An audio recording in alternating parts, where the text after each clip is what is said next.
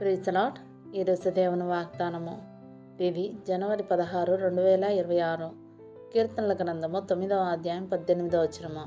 దరిద్రులు నిత్యము మరవబడరు, బాధపరచబడే వారి నిరీక్షణాస్పదము ఎన్నటికీ నశించదు. ఆమేన్. పేదరికం అనేది చాలా బాధ కలిగించేదే. అయితే ప్రభువునందు నమ్మకం ఉంచేవారు విశ్వాస విషయంలో ధనవంతులవుతారు. దేవుడు వారిని మరవడని వారికి తెలుసు.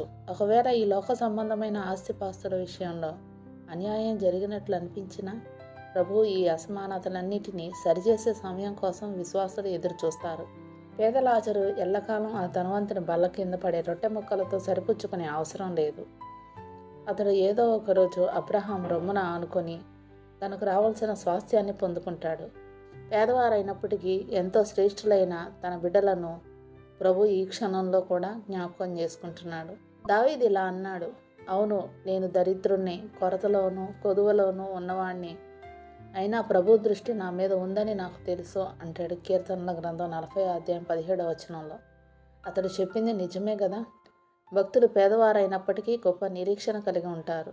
తలవాల్చుకున్నటకైనా స్థలం లేని ప్రభువు యొక్క సాన్నిహిత్యాన్ని కలిగి ఉండాలని వారు ఆశిస్తారు. ఆయన యొక్క రెండవ రాకడను ఆశిస్తారు. అందులో తమకు పంచబడే మహిమను ఆశిస్తారు.